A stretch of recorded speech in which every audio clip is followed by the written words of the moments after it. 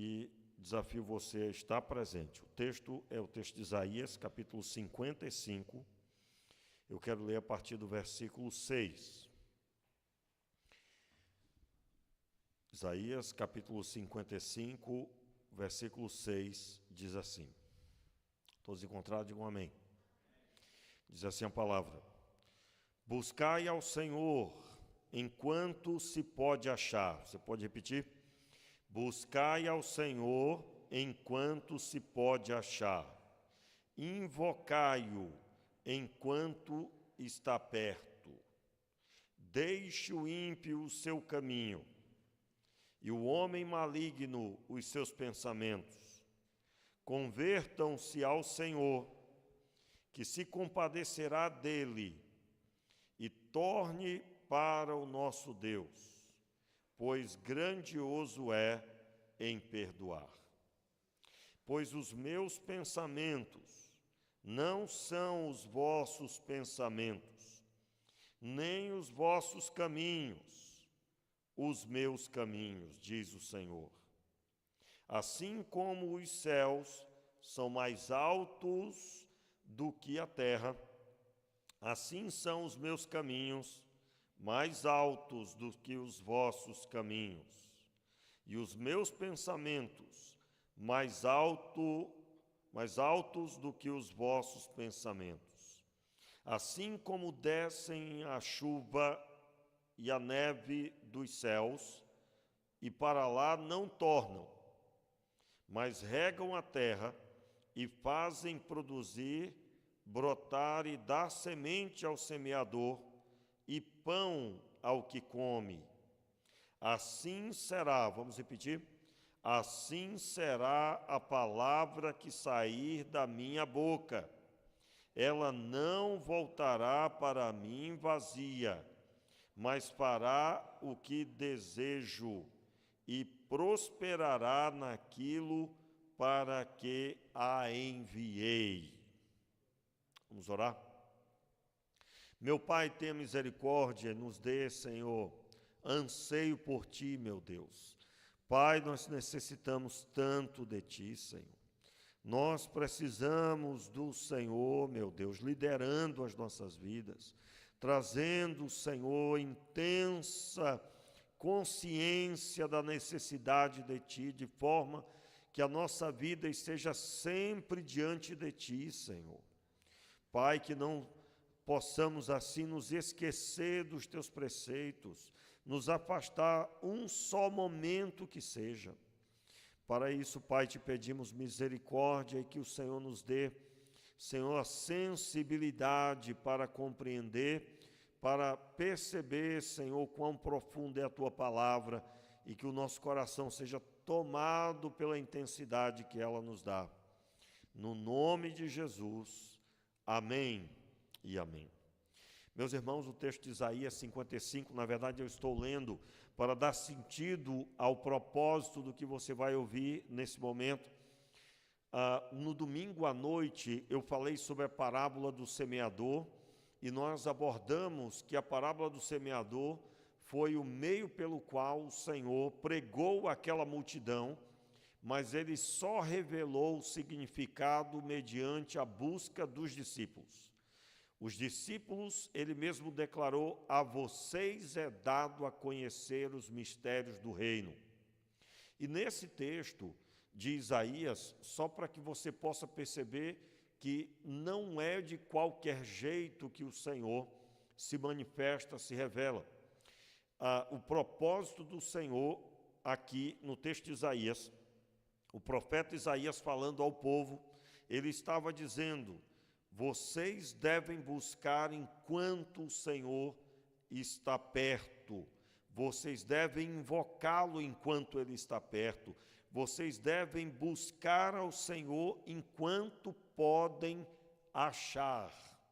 Eu quero lembrar você, anos depois de Isaías, o povo de Israel foi levado cativo para a Babilônia, justamente porque desprezou o Senhor, não entendeu a palavra do Senhor. O Senhor enviou profeta após profeta. O Senhor enviou homens de Deus para proferir a palavra dele. Mas o povo de Israel se afastou do propósito do Senhor. E aqui o profeta Isaías está dizendo, verso 6, acompanhe: buscai ao Senhor enquanto se pode achar, invocai-o enquanto se pode, enquanto ele está perto. Em outras palavras, o profeta Isaías estava falando, ele que foi profeta sobre o reino do norte, o reino do sul, que foi para a Babilônia. Nesse exato momento, o reino do norte, que foi consumido pelos assírios, eles foram consumidos mediante a idolatria intensa que eles deixaram que entrassem em suas terras. Vocês devem se recordar de que o povo de Israel se dividiu em duas partes, que é chamado o Reino do Sul e o Reino do Norte. O reino que mais prosperou, que mais viveu, foi o Reino do Sul. O Reino do Norte encerrou a sua caminhada, pois os assírios tomaram a cidade, levaram cativos, mataram a grande maioria do povo, e o Reino do Norte se encerrou. Eles foram pulverizados no meio dos povos diversos, em especial o povo assírio. Eles foram destruídos completamente. E quando o profeta Isaías está dizendo, no versículo 6, buscai ao Senhor enquanto se pode achar, ele está falando sobre o fato de que o povo estava livre para buscar a Deus em sua terra, em meio aos seus familiares, ainda com sacerdote, na presença do templo. E então esse ambiente proporcionado por Deus para que o povo de Israel buscasse ao Senhor, ele iria se encerrar dentro de alguns anos para frente. E quando nós olhamos para isso, nós podemos comparar essa realidade com a nossa vida. Nós podemos comparar com o ambiente que nós temos aqui, por exemplo. Nesse exato momento, creia, existem pessoas que conhecem a fé, conhecem o caminho, mas não estão buscando ao Senhor. Quero deixar claro que buscar a Deus é 24 horas da nossa vida, todos os dias. Nós devemos compreender que andar na presença de Deus, ter um relacionamento com Deus, não compreende estar no culto ou fora do culto, mas a nossa vida integralmente. E então, o texto de Isaías é um belo exemplo de como devemos ver a oportunidade de buscar a Deus, a liberdade para buscar a Deus. E aqui, por exemplo, no versículo 7, ele continua, ele diz, olha, deixe o ímpio o seu caminho. Ele aqui está dizendo, como que você vai fazer isso? Para buscar ao Senhor, para invocá-lo enquanto ele está perto, você tem que deixar o caminho mau. Deixe o ímpio o seu caminho e o homem maligno os seus pensamentos. Converta-se ao Senhor, que se compadecerá dele. Versículo 7 aí, a parte final. E torne para o nosso Deus, pois grandioso é em perdoar. Então Isaías está organizando que essa pessoa que está ouvindo o clamor, está ouvindo a proclamação, aliás, ela deve corrigir o seu caminho, ela deve acertar os seus passos. Quem que vai fazer isso? Pastor, eu estou esperando Deus falar comigo para me deixar o pecado. Não, meu irmão, Ele já falou. Quando você ouviu a palavra e creu, ali você entrou em aliança. Eu quero aqui relembrar alguns princípios importantes que estão na Escritura, e não só no Novo Testamento, mas no Antigo Testamento. Quando Deus falou com Josué para liderar o povo, ele usou as seguintes palavras: tu farás este povo herdar a terra que eu prometi a vossos pais. Quem que faria? Josué. Da mesma forma, qual seria a aplicação disso na prática? Quando você é um governador de um lar, quem vai governar o lar é você. Você é esposa, auxiliadora, quem vai auxiliar é você. Não será um anjo do Senhor que vai fazer o que você foi posta para fazer. E você, governador, não será um anjo do Senhor que vai fazer o que Deus colocou para você fazer. Mas pode acreditar que na caminhada do governo, toda necessidade será proporcionada, o suprimento da necessidade será proporcionada por aquele que constituiu você. E essa parte você não pode fazer. Você não pode curar os seus filhos se eles estão enfermos, você não pode resolver problemas que estão além das nossas forças, mas Deus que é com você fará todas elas.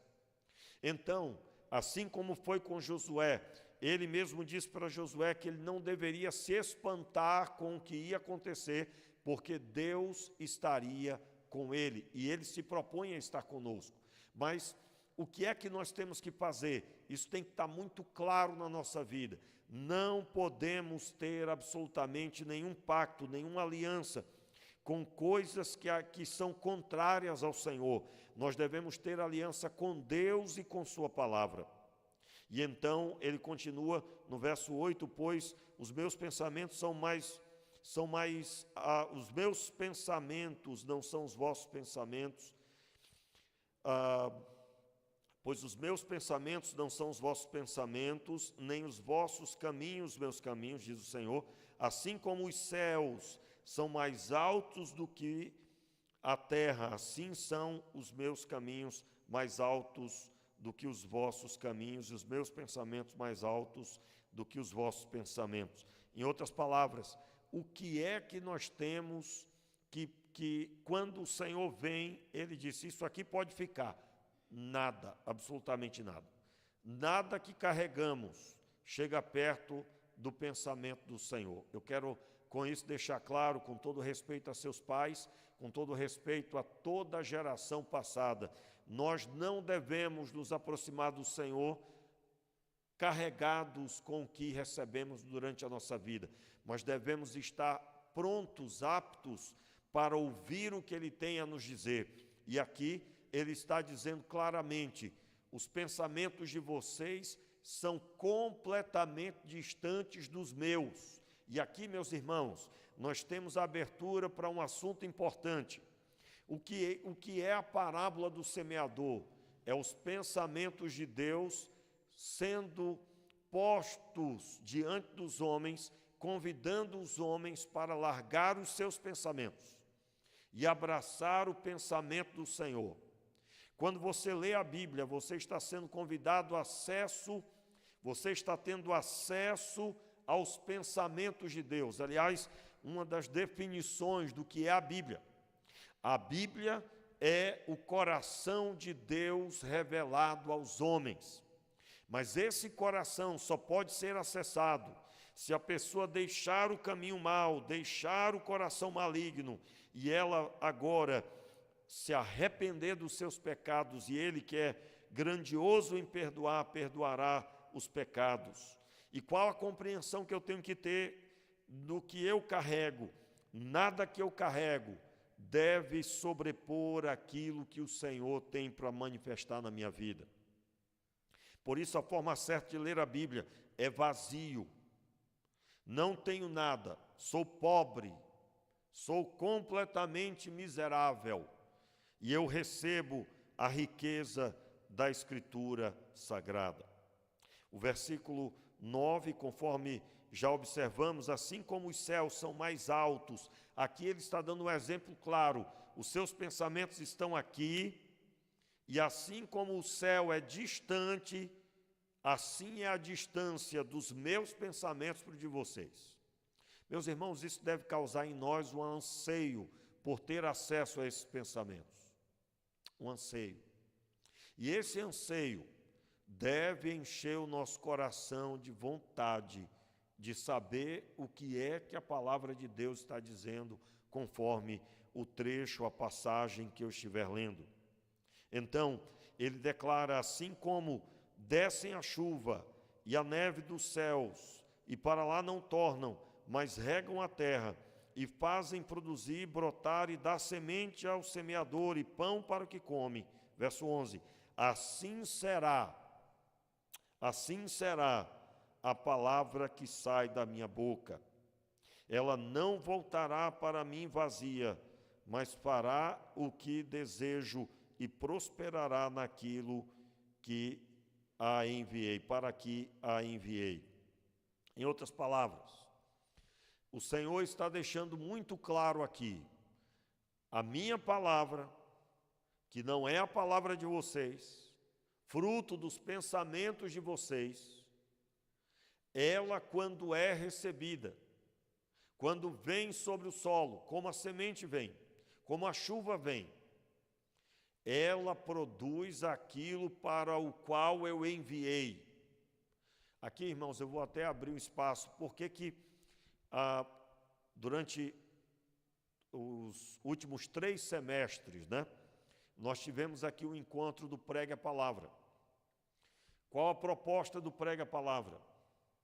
Interpretar, estudar a Bíblia de forma a saber interpretar a Escritura e, nas pregações, o pregador expressar o que diz o Senhor, sem acréscimos ou retirando o que é do Senhor e ao seu próprio pensamento, baseado no seu próprio pensamento, retirar o que é de Deus ou colocar algo que é do homem e é atribuído a Deus. Qual a busca da pregação expositiva, que é o tema dos, se eu não me engano, 31 alunos, São 30, eu lembro bem, agora me deu um branco aqui, 30 ou 31, mais de 30 pelo menos. Entre pastores e líderes, qual a busca? Quando pregar, ensinar o que Deus deseja que seja ensinado ao seu povo. De forma que o povo de Deus, munido da Escritura, ou seja, da palavra que sai da boca de Deus, ele possa então ter a expectativa dos frutos que a palavra de Deus vai causar, no bom sentido da palavra causa, vai causar, vai gerar. E isso só se consegue com a palavra de Deus, somente com a Escritura Sagrada. E aqui eu quero dar sentido por que você deve estudar a Bíblia. Por que é que você deve ficar desejoso de entender os textos que você não entende? Quero lembrar, irmãos, esse princípio Jesus declarou quando ele venceu a primeira tentação no deserto, quando tentado pelo diabo. E ele proferiu: não só de pão viverá o homem, mas de toda palavra que sai da boca de Deus. O que é que Jesus estava dizendo? Ele estava se referindo a esse princípio. A palavra que sai da boca de Deus, ela promove aquilo que apraz o Senhor. E é o que nós buscamos, porque toda a vontade de Deus, ela é boa, ela é perfeita, ela é agradável. Agradável. Pode parecer que não é no momento da obediência, dado aos danos aparentes. Quando a pessoa tem que largar algo, tem que abandonar algo, tem que renunciar a alguma coisa que está doendo bastante, naquele momento parece ser extremamente complicado entender a vontade de Deus. Mas no futuro, após a obediência, os frutos virem, os frutos serem vistos pelos homens, a pessoa lembrará com alegria que foi bom ter obedecido ao Senhor. Só para os irmãos terem uma ideia, existe, eu não vou dizer o nome dele aqui, porque pode ser que desvie o foco, você sempre ouviu uma coisa belíssima sobre essa pessoa e de repente você recebe uma fala dessa que eu vou dizer agora. Existiu aqui nos Estados Unidos um avivalista, um homem que através dele centenas e milhares de pessoas se converteram. Existe uma denominação que se formou fruto dessa obra missionária. Mas ele, acreditava na doutrina armeniana. E o armenianismo, que diz que o homem escolhe a Deus, que professa agora a fé, porque escolheu o Senhor, o homem tem livre-arbítrio. E então a sua pregação aconteceu naquela cidade, a cidade onde ele residia. Centenas e milhares de pessoas se converteram. Foi considerado um grande avivamento. Mas no decorrer do tempo, e principalmente depois da sua partida para a glória, naquele mesmo lugar que milhares de pessoas se converteram, havia agora um grande índice de promiscuidade e de pessoas desviadas da fé e munidos agora de tantos problemas. Agora o nível de promiscuidade aumentou naquela cidade, de violência e de crimes. Aí você vai estudar a história desse avivamento. A doutrina que diz que você pode escolher a Deus é extremamente problemática. Por quê? Porque as pessoas, é aquela pregação assim, olha, você que está ouvindo a palavra, amanhã pode não ser mais, você pode não ter mais a oportunidade.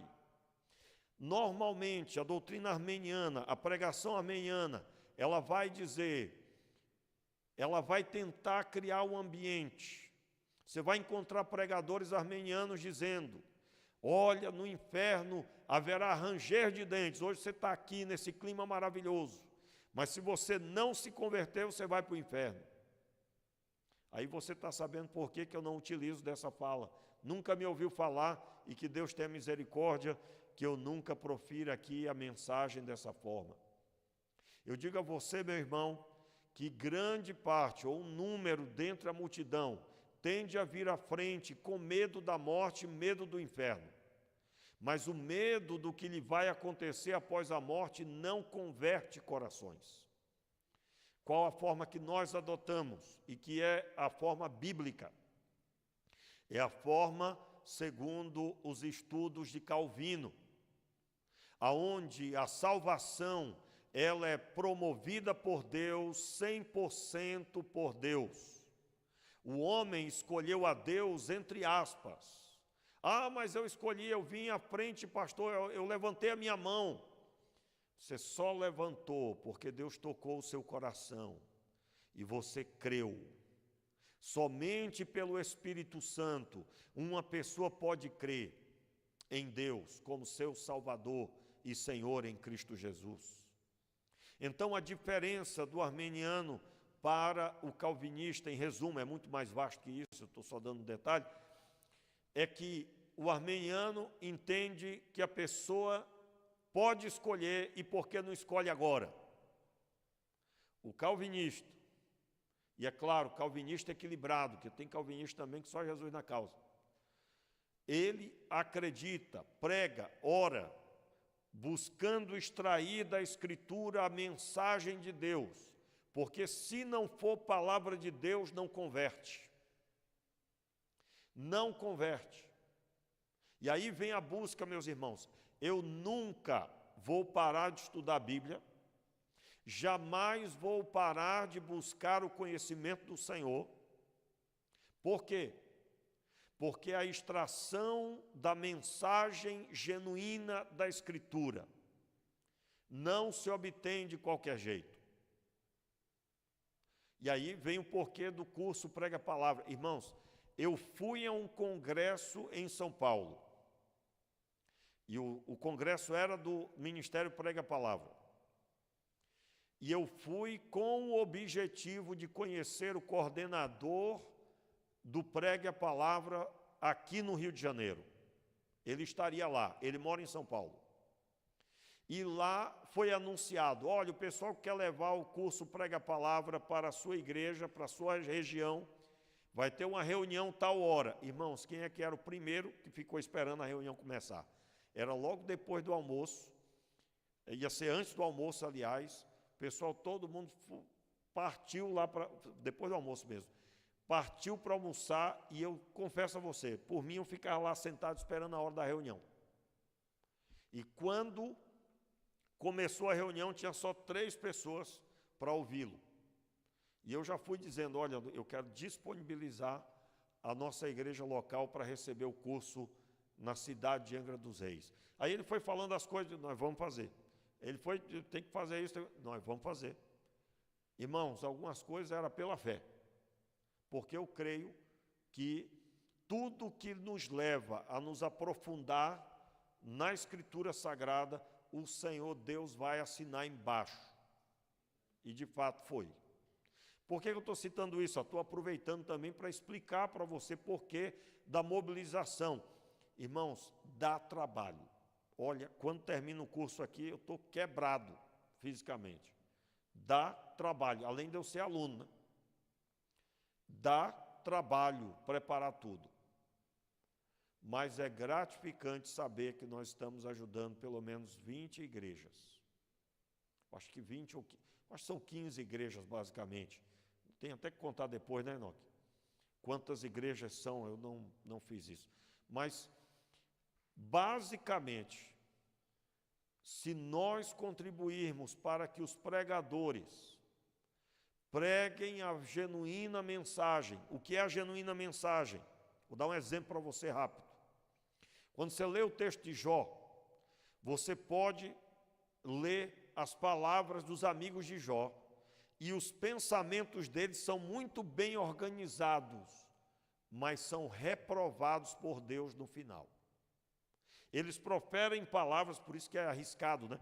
Você sai abrindo a Bíblia aleatoriamente, vamos dizer que você abre em um dos trechos que os amigos de Jó estão dizendo que ele é um pecador inveterado, que ele é o maior pecador que existia. Jó foi acusado de abandonar viúvas, não ajudar as viúvas, não ajudar os órfãos, tomar terras de órfãos. Jó foi acusado de um monte de pecado, não tinha cometido um. Se eu leio aquele texto e digo, olha, isso aqui é a mensagem de Deus, está aí um grande exemplo de algo que não é a palavra de Deus no sentido, o Senhor te dando direção, mas sim alguém que acreditava de forma errada e que por falta de conhecimento você utilizou de um trecho da palavra para crer de forma errada.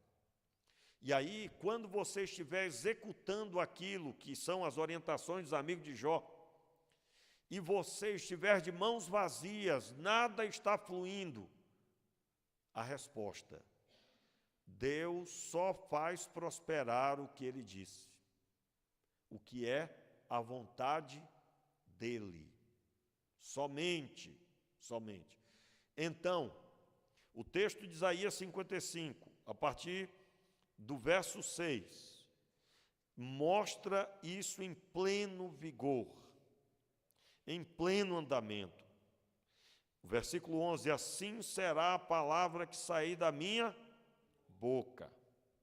Ela não voltará para mim vazia, mas fará o que desejo e prosperará naquilo para que a enviei.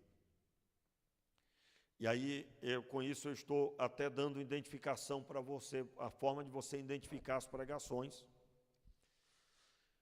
O pregador armeniano, olha, hoje pode ser sua última oportunidade. Pregador calvinista.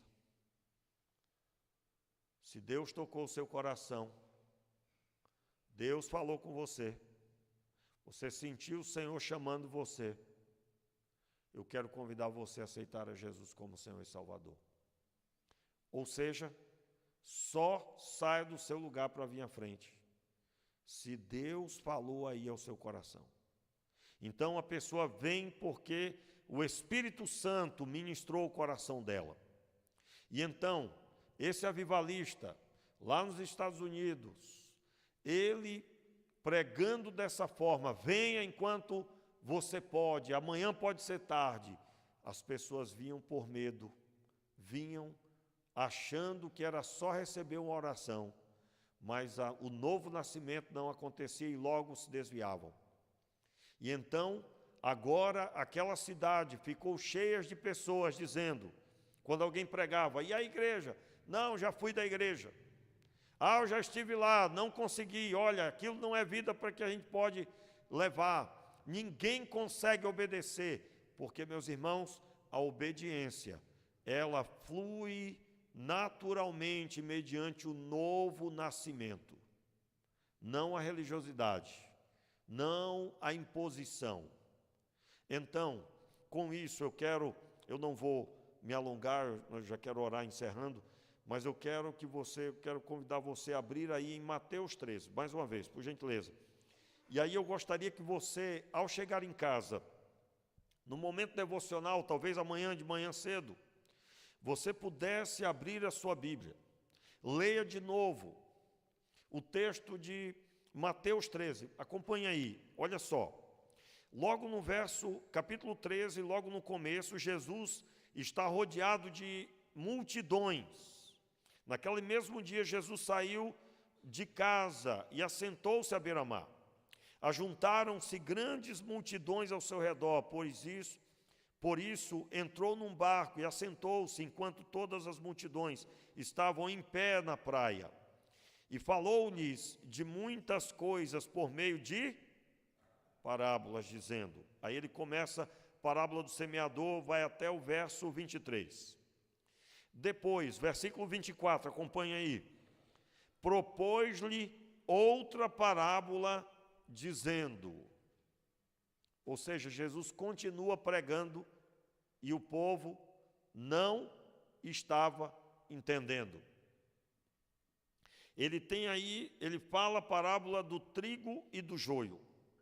O trigo é o fiel, o joio é o infiel, é o filho das trevas. Depois, ele continua, verso 31, o que ele diz aí? Outra parábola lhe contou, dizendo. Você notou que aqui é o mesmo sermão? Quantos estão percebendo isso? Ele começa no capítulo 13, nos primeiros versículos da narrativa aqui, ele se assentou no barco e ele pregava. Ele conta a parábola, os discípulos se aproximam dele, está aí no verso 10, aproximaram-se os seus discípulos e pediram explicações sobre a parábola. Ele dá a explicação, somente essa explicação.